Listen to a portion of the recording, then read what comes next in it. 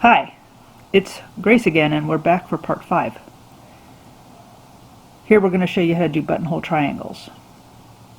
The first buttonhole triangle that I did was less than ideal, as I misdiagnosed how much thread it was going to take, and while that is something that happens a lot, to be honest, I didn't want that one to be the first one you ever saw being worked. So the first thing you're going to do is buttonhole across the base. Detached buttonhole stitch is used to make all kinds of shapes. One of the first ones that shows up is just a simple triangle. We get to the end here.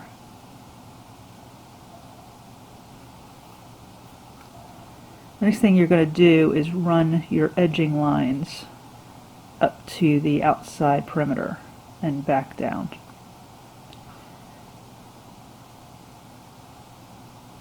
These help in keeping your edges straight and lend stability to the final shape. And also I'm going to, while I'm over here, do this picot. Detached buttonhole shapes, if they're not triangles, are done utilizing a continuous tacking stitch that goes around the outside of the shape that you use to tension the overall fill. That's kind of a more advanced lesson, but these detached buttonhole triangles, which show up pretty early, are seen everywhere. The one that I'm going to show you is a solid fill. Now what I'm going to do is run a thread over to the other side. That's going to help stabilize my next row. And each stitch I take is going to go through the gap between two threads in my previous row and around the thread that I've just run. So I'm going to do another row around that thread and the knot of the previous row. Like I said, this is a solid fill. You can also do a more open fill where you leave gaps and then you take 2 stitches in each gap or 3 stitches in each gap, and then you leave a gap that's 3 stitches, and then you stagger those kind of like bricks so that it actually has almost a lacy look to it. But this is probably the easiest one, and it's the one that shows up first. Each row is going to have a couple less stitches in it.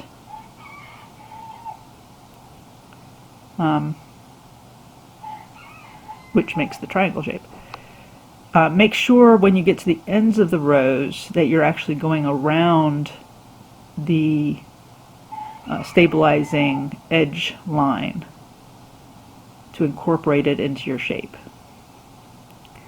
Sometimes you'll have a radial bar coming through your shape. And you just try to incorporate it the best you can. So if there was a line going straight down the middle of this, you just go around it as you form your fill with one of your stitches in the center.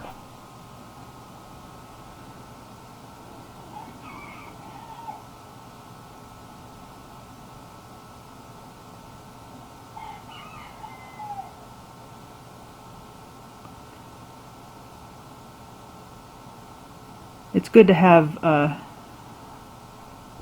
even tension on this, and don't pull it too tight so that you can't get your needle through. Snug. I like the word snug. Snug, but not, you don't bear down on it to tighten it up too much.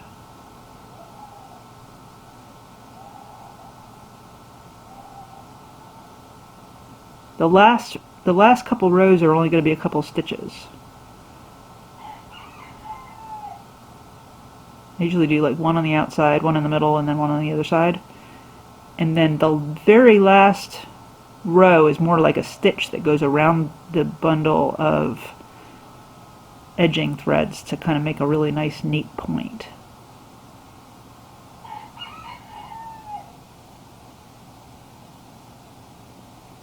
And then you're going to go around your outside just to strengthen it a little bit, you know, make sure that you have a good connection. And then to get back to the base so you can do your next work, you just take little tiny stitches down the edge. Nobody will ever see them.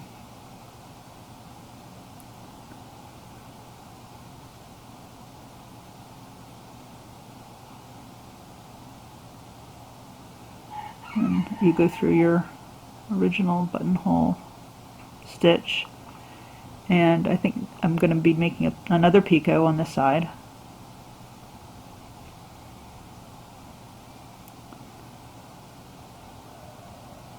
And that's pretty much how you do a buttonhole triangle. Detached buttonhole is used for any solid shape. And you kind of have to get creative. You can look at extant pieces on museum websites to see how they're doing their rows and how they're making the shapes work.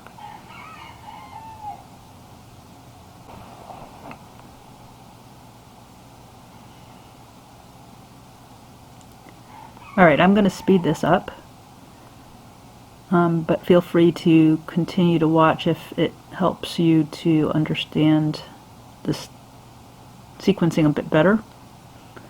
Our next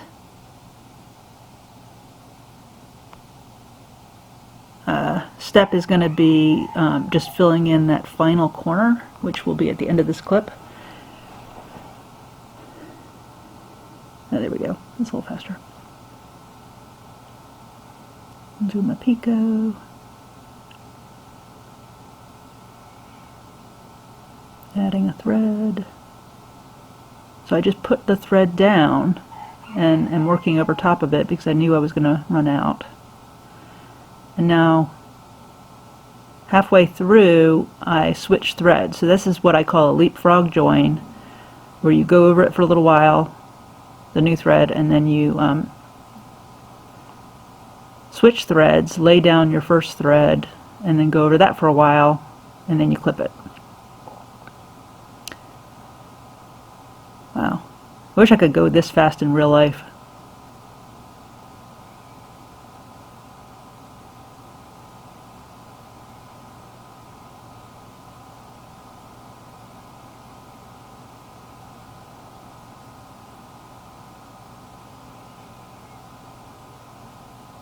Sorry about the roosters.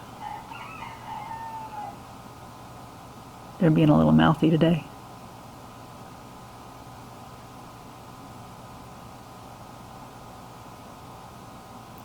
Got a knot.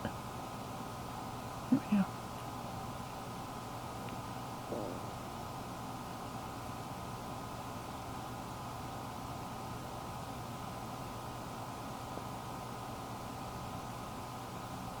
Doing my picot. The picots really do add a nice amount of interest. I mean, if I took the picots off of this, it would just be really bland. Adding another thread. It's a good place to add it at the base there.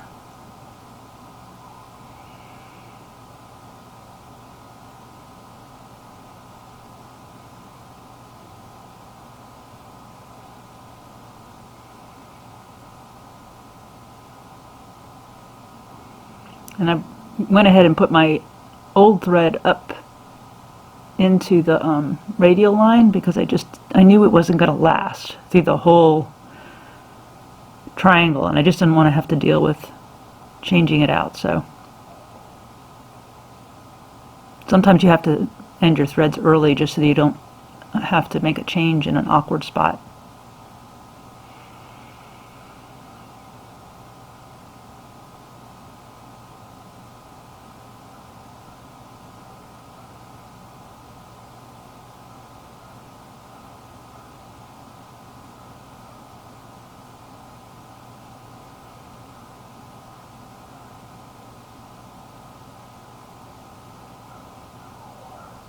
Almost done.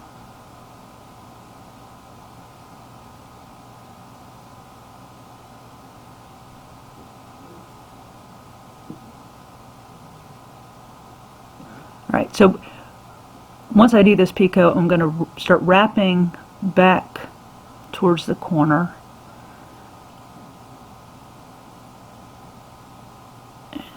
And I'm going to skip the first intersection because that line wouldn't have anything to attach to yet.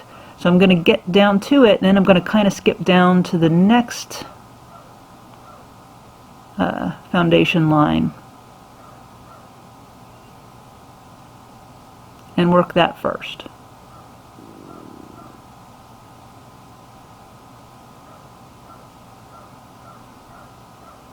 Same as we did before.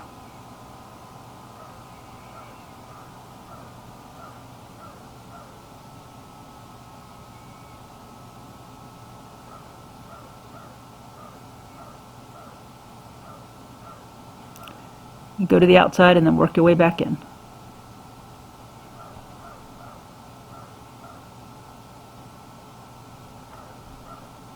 And then go up to the next one.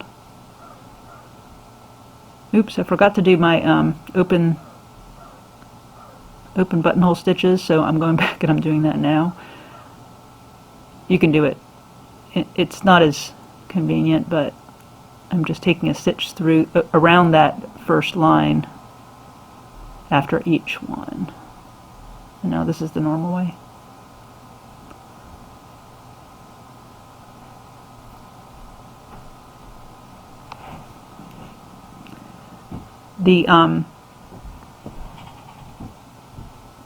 Once I get this bar done, I'm just going to wrap back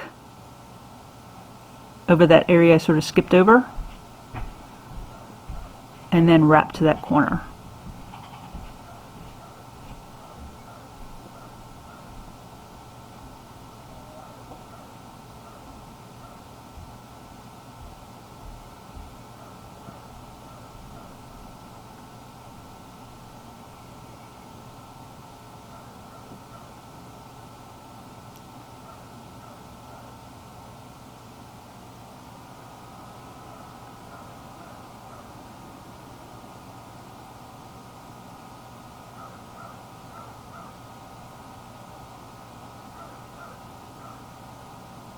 Unfortunately, I'm running out of thread, and I don't want to get down to the end and not have enough, so I'm adding a piece right there.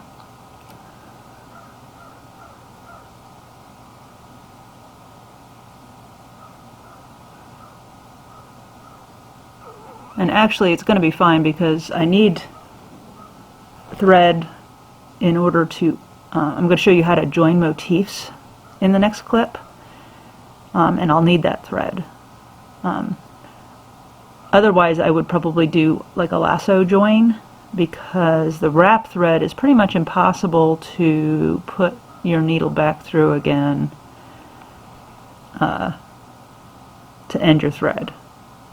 So if you lay down a loop and then go over your loop and then you put your thread through the loop and pull it through your piece, that's what a lasso join is. But I don't think I'm going to need to do that here. So now my thread is getting a bit short. So I'm going to punch it through so the tail doesn't bother me, and pick up my new thread and do the last little bit with my new thread.